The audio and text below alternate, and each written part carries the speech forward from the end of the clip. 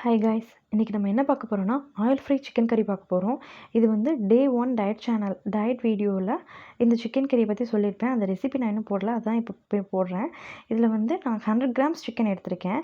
இதில் 1/2 kg நீங்கள் செய்யணும்னு நினச்சிங்கன்னா லாஸ்ட்டாக நான் வந்து எவ்வளோ குவான்டிட்டின்றதை நான் கொடுக்குறேன். இதில் வந்து 100 கிராம்ஸ் சிக்கனை வந்து வெறும் நார்மல் பேனில் போட்டுட்டு உப்பு தூவிட்டு ஒரு 5 மினிட்ஸ் போல் விடுங்க. அதுவே தண்ணி விடும். அதர் சைடு வந்து 100 கிராம்ஸ் சிக்கனுக்கு ஒரு onion, full onion, medium size onion வந்து 1 எடுத்திருக்கேன்.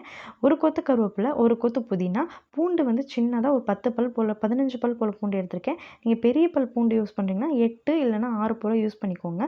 கர்டு வந்து 100 கிராம்ஸ் சிக்கனுக்கு வந்து 30 ml கர்ட் யூஸ் பண்ணியிருக்கேன். இது வந்து ஃபைன் பேஸ்ட்டாக நீங்கள் அரைச்சிக்கோங்க. அரைச்சிட்டு டேரெக்டாக சிக்கன் கூட சேர்த்துட்டு வெங்காயத்தோட ரா ஸ்மெல் சுத்தமாக போகிற வரைக்கும் நல்லா வதக்குங்க. அதுலேயே முக்கால்வாசி சிக்கன் வெந்துடும். அதுக்கப்புறம் நம்ம மசாலா வேணும்னா ஆட் பண்ணிக்கலாம். என்ன மசாலா நான் இதில் யூஸ் பண்ணியிருக்கேன் அப்படின்னா, மிளகாத்தூள், மஞ்சத்தூள், மல்லித்தூள், கரம் மசாலா இது மட்டும் தான் நான் யூஸ் பண்ணியிருக்கேன். இதை வந்து நான் செமி கிரேவியாக தான் செய்ய போகிறேன்.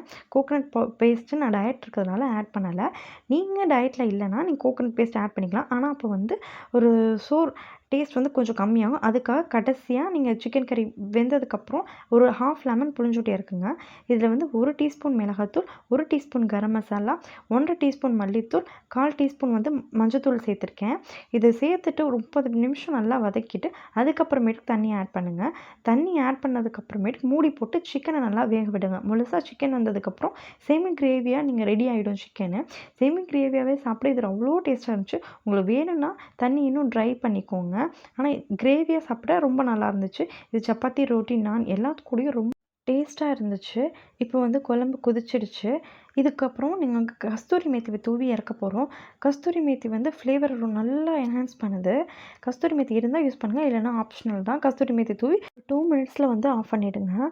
இதோட டேஸ்ட் ரொம்ப நல்லாயிருக்கும். ஹாட்டாக சர்வ் பண்ணுங்கள்.